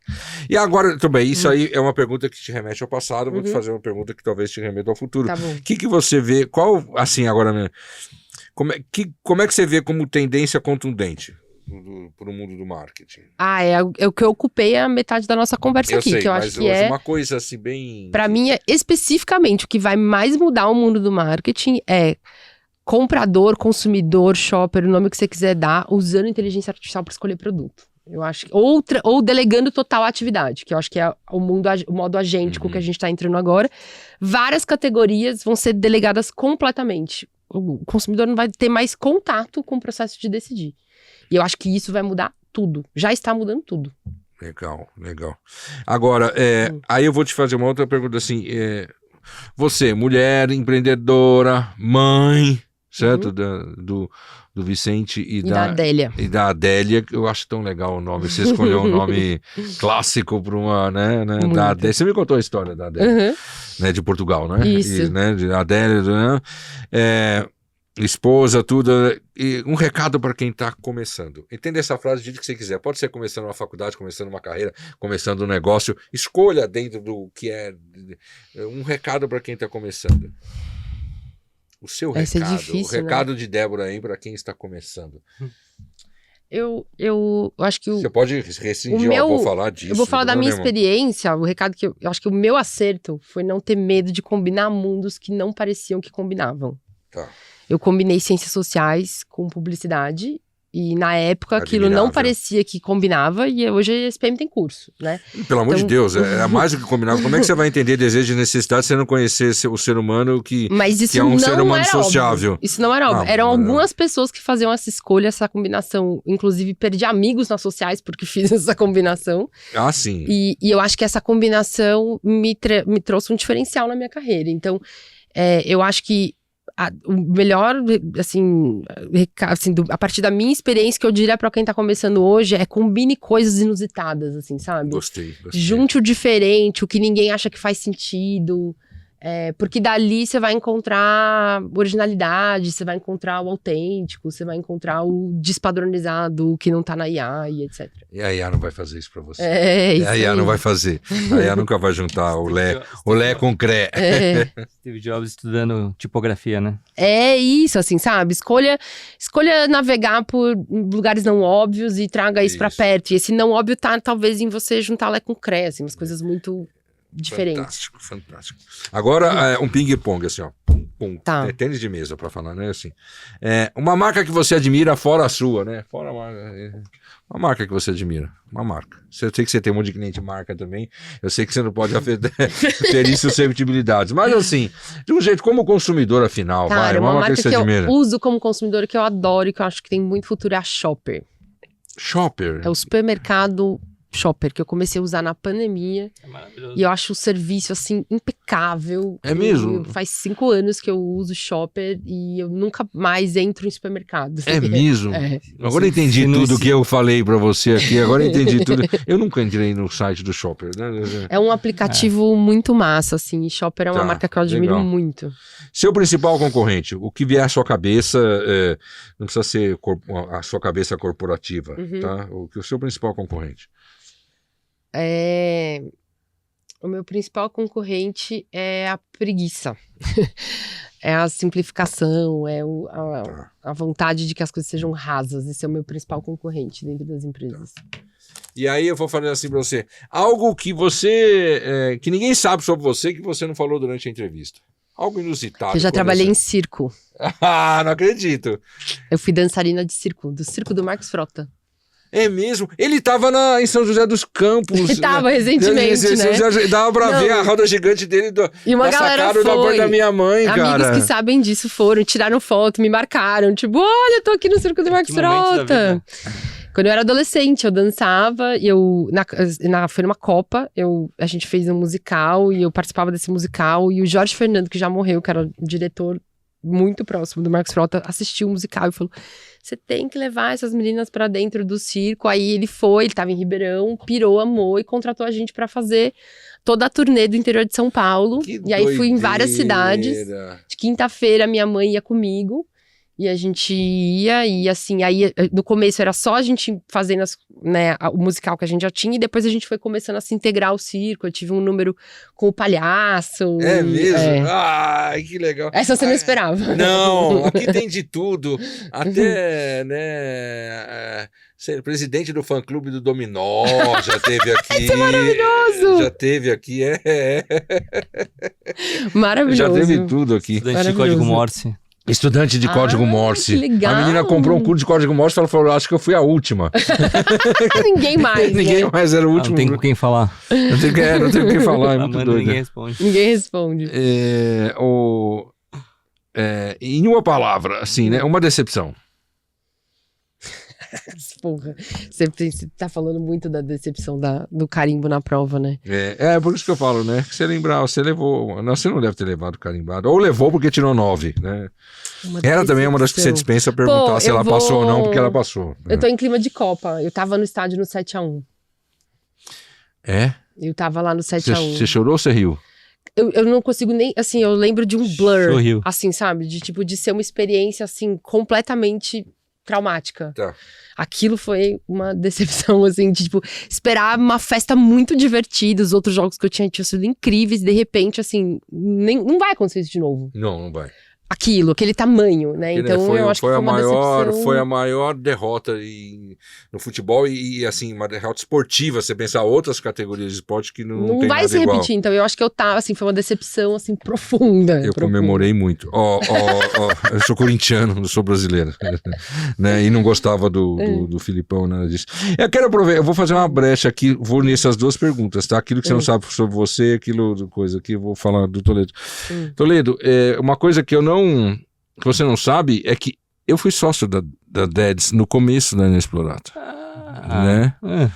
E você esperou o final? Eu esperei o final pelo seguinte, porque eu não sei se isso seria uma decepção pra ela, entendeu? né? Assim, não, eu tô falando sério, Dedes, eu sempre tive essa angústia dentro de mim, de você, talvez, de eu não ter querido ir adiante, sabe? Eu não conseguido estar no teu ritmo, né? Por isso que eu falei, por isso que junta com a decepção, né? Porque eu olho isso pra mim mesmo como uma decepção, né, própria. Eu entendo, né, você vai entender, porque a Dani também vai entender.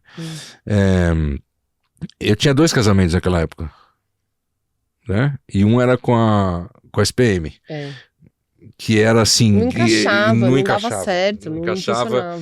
E eu tava assim, com muita sede. E você tava numa velocidade, numa coisa assim, né? E eu talvez assim, se eu tiver, é uma das poucas coisas na vida que se eu tivesse voltado para trás, é porque eu já sabia a história. É fácil falar isso agora depois, né? Que eu sabia o caminho que em função de tudo que aconteceu nos próximos 7 anos, talvez eu teria, né? Mas saiba disso. Eu sou muito feliz de te ver aqui. E é uma coisa que já tinha que ter te falado faz tempo, né? Assim, né? De que não é um pedido de desculpa, mas queria que você entendesse que assim, eu entendo. Foi uma coisa boa que aconteceu no momento errado, sabe? Você fala, ai, caralho. Não, e foi muito importante. Se fosse em 2017. Entendeu? Foi muito importante. Eu acho que eu precisava da coragem de ter um professor apostando junto, assim. Você era uma pessoa que eu admirava muito. E ter o professor ali falando, vamos junto. Putz, deu muita coragem pra fazer aquilo. Pedir demissão de onde eu tava e montar e tal. Então foi super importante pra mim. Ao mesmo tempo eu entendo que não encaixou. Sabe a coisa, o time errado, sabe, né? É que nem você falou da plataforma, né? Se eu tivesse segurado mais um pouquinho pra pandemia, né? Se tivesse lançado o curso do Bom e Velho Marketing, mas assim, ele seria inlançável, porque eu tava num momento de vida diferente, né? Enfim, entenda, né? Você entendeu tudo, né? E aproveitando isso, professor Paulo, uma palavra. Ela vai falar decepção. Levanta a bola, levanta a bola. Não pode. Decepção não levanta a bola. Não, pode tudo. Né? Provocador. Eu adoro. Eu tenho orgulho disso. Provocador. Adora ser provocador. Minha mãe falou isso desde que eu tinha 3 anos de idade. E é pior mesmo. Você falou da mãe? Você não falou da mãe? Então. E a mãe, minha mãe fala, você provoca. E aí se abraça. Se abraça. E aí eu passei a ter orgulho disso. Por fim. Qual é o seu sentimento nesse exato momento? Que passa pelo seu coração? Ai, de vontade de conversar mais. É gostoso conversar, né? É bom. É louco que isso aqui tá sendo gravado, etc. Mas, tipo, é uma conversa muito aqui, que tá acontecendo aqui. E aí a porta tá fechada, não tem barulho do mundo, né? Uma conversa boa. Todo mundo sempre que as pessoas me pedem o roteiro, que você vai perguntar, eu não sei lá, você não me conhece, cara. Você vai escolher o número de episódio, por que você quer, né? Assim, Dedes, eu vou mandar meu currículo pra você, tá? Tá bom. Então eu quero trabalhar na Inexplorato, né? Quero me redimir Sabe que eu estou em inteira disposição, né? Você sabe disso. E eu sou muito defensor apesar de ter feito engenharia, eu sou muito defensor das ciências humanas, que eu defendia mais as ciências humanas, talvez, do que os caras de ciências humanas da faculdade. Eu falei, lembra, eu fazia um desenho na lousa, que era um bonequinho assim, ó, tem o consciente. Você quer entender marketing, entender desejos e necessidades, ou então na cabeça da pessoa, então vai estudar sociologia, antropologia, filosofia. Eu defendia as ciências humanas piamente, assim, né? E os meus colegas lá, meus pares, nem tinham a mínima noção do que eu defendia. Toledo, e aí? O seu recado final? Cara, eu fiquei meio desconcertado com esse final íntimo aqui. Não! Tô feliz. Não, mas eu sempre, a admiração sempre foi recíproca, né? Deve ser uma pessoa muito corajosa. E que assim, tem uma diferença de quem vem do interior, de quem vem de fora a fazer faculdade. O nível de responsabilidade é outro. Entendeu? De quem vem. Por mais que você tenha grana, tudo, cara, você tem. Se acabar o gás, você vai ter que se virar, entendeu? Tá botando as pessoas em caixinhas, hein? Não tô, não. Não, claro, você tem tranqueira e gente boa e tudo quanto é, mas quem vem de fora traz consigo. Até porque o custo familiar é maior, né, Toledo? Pessoal. Né, assim, questionando você tem que pagar aluguel, você pagar tudo, né? Muito bom. É maravilhoso. Põe pra pensar, né? Eu acho que você devia contratar a Inexplorato. Não, aqui tem que pelo sair menos baixa os relatórios dela e lê, né? Mas eu não sou bobo, né? Já anotei todos aqui e já entendi que é no site que eu pego. É isso. Leia os relatórios dela, né? Muito bom. Porque como é que eu faço uma marca brasileira falar com uma marca japonesa falar com o público brasileiro, né? É isso. Não, ó, já tô querendo vender meu peixe aqui. Uma das maiores tretas pra uma mulher empreendedora é ser vendedora. É difícil vender. Eu acho um lugar muito desconfortável, mas eu tô cada vez mais abraçando o meu lado vendedor, então já joguei meu peixe aqui pra você. Seu recado final, o que você quer? Que recado você quer dar pro mundo? A gente... Acho que eu dei vários aqui, né? Muito. Não, assim, pode finalizar do jeito mas que você quiser. Mas eu acho que a galera que te ouve, assim, que assiste e que tá espalhada aí no mundo corporativo, eu acho que a gente tá vivendo um momento histórico muito importante de se reconhecer enquanto grupo, parar de cada um tentar resolver sozinho, assim, sabe? Tipo, o meu sonho atualmente é a gente começar a ver, assim, sabe? Galera reunida, que trabalha em diversas empresas pra discutir por que tá todo mundo em burnout? Como é que a gente muda isso coletivamente, ao invés de cada um ficar tentando fazer terapia, yoga ali sozinho e tentar resolver sua bucha, assim, sabe? Então, eu acho que tem um grupo de pessoas que precisa se mobilizar mais coletivamente. E é esse grupo que talvez esteja nos assistindo, que fez publicidade, que fez marketing. Você sabe que já foi uma sugestão aqui de alguns entrevistados, né? Paulo, por que você não junta todo mundo, né? Que você conhece gente de vários lugares, de você ser... Eu já te falei o grupo, isso. eu falei que o grupo tem que chamar gueto, né? Assim, né? Né? Lembrando a música da Ivete Sangalo, né? O povo do gueto, né? Se juntar, como é que a gente junta isso? Porque eu conheço um monte de... O meu capital é um capital eminentemente relacional, né? Não é dinheiro, não é de patrimônio, dá pra juntar todo mundo, sei lá, encontros periódicos pra falar, né, do coisa. Eu acho que acho que agora mais do que nunca dá pra pensar nisso, se politizar, entendeu? não nesse lugar da política eleitoreira, mas assim, se politizar no sentido de contexto do mundo. Se reunir e pensar como é que juntos a gente faz um trampo que tá mais alinhado aos interesses da sociedade, como que a gente não esquece o nosso lugar no mundo, assim, sabe? Às vezes eu tenho reuniões, assim, com pessoas que elas automatizaram tanto a cabeça delas que elas esqueceram, assim, que o que elas fazem impacta a vida de milhares de pessoas e que elas têm uma responsabilidade muito grande. Então, eu sinto que essa é a minha birra com os gurus digitais. Eu odeio os gurus digitais, eu odeio. Você não sabe o que você está falando. Você sabe que você é um guru, de ilusão. Né? Não, não sou um guru, eu sou um professor. Não, você é um sou guru. Professor, não sou guru. Não. É uma ofensa se chamar de guru. É corintiano. Maloqueiro e sofredor. A gente sempre acaba aqui para até dar um tom mais humanista na nossa... Para ficar falando só de marketing, né? Que existe coisa mais importante na vida do que marketing.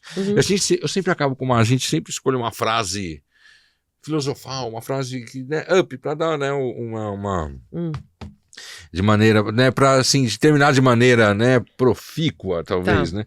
Que aí eu escolhi uma frase aqui, eu pensei em você, pensei na Esplanada, falei, vou escolher um negócio aqui. Aí eu pensei assim, vamos pegar aqui, né, uma frase emblemática. A frase é boa, o autor nem tanto, que é assim: quanto mais aumenta o nosso conhecimento, né, mais evidente fica a nossa ignorância. É isso aí. Né? Essa frase foi do John Fitzgerald Kennedy, famoso, né? Apesar de ser um escroto, mas é um cara legal. O irmão dele era mais legal que ele. Bem mais legal que ele. Muito bom. Quanto mais a gente estuda, mais a gente fica ignorante, né? Lembra que uma vez eu falei assim, eu trocaria metade do conhecimento que eu tenho pela metade que eu não tenho. Esse é muito bom. Esse é muito bom. Ganhar novas perguntas é uma das coisas mais interessantes que você pode ter. Tanto que eu defino assim o lugar exótico de... Eu sempre falei depois de vocês, né? Antes das melhores respostas, a gente precisa saber fazer as melhores perguntas. É isso aí. E agora então, nem se fala. Agora nem se fala. E aí eu defino a Polinésia, já que a gente está encerrando aqui, né, como o lugar exótico de quem pensa marketing. Porque assim, deve ter um lugar científico, né? Aqui pelo menos é o exótico, mas de quem pensa. Né? Eu não prometo, eu não faço a promessa do guru, entendeu? Né? Obrigado. Obrigada a vocês. Mande um beijo para as crianças, certo? Mandarei. Né? Pro casal, pro santo homem que te aguenta, certo? Manda um abraço pro seu pai, espero que ele esteja melhor. Toledo, recado final. Acho que agradecer, acho que botou a gente pra pensar, né? Não, essa aqui é irritante falar com ela por causa disso, né? Porque ela vem minando. É o emoji. É o emoji, né? Mas é bom, né? E feliz pelo seu desabafo, cara. Ah, não, para com isso. Na vida a gente tem que tentar consertar as coisas. A gente tenta consertar as coisas ainda que seja depois, né? Sacaneando. É uma tentativa. Meu jeito carinhoso de te gostar de você. Eu sei disso. Obrigada, Eu gente. queria agradecer todo mundo de novo. Muito Queria bom. agradecer a Mauri Mauro, os estúdios cinematográficos da Mauri Mauro, os melhores estúdios para a gravação de podcasts, né, do mundo. É aqui, né? O atendimento aqui é fantástico, né? Pode cheirar queimar de vez em quando, mas vamos junto, né? Mauri? Né? Tamo junto. Queria agradecer mais uma vez a produção executiva de Purple, a melhor agência de publicidade e comunicação do mundo também. Aqueles fabricantes de automóvel, de marcas famosas, vão acelerar essas decisões aí que meu amigo precisa ganhar dinheiro. E Besouro, fazedor de ideias, que não está aqui, mas ao mesmo tempo sempre está aqui. E a todo mundo que assiste, né, o podcast. Fica aqui um beijo para elas, todas as almas deste mundo, e um abraço para ele, todos os espíritos deste mundo, certo? Vou mudando, né? Porque agora, porque esse abraço para eles dá problema, aí eu falo.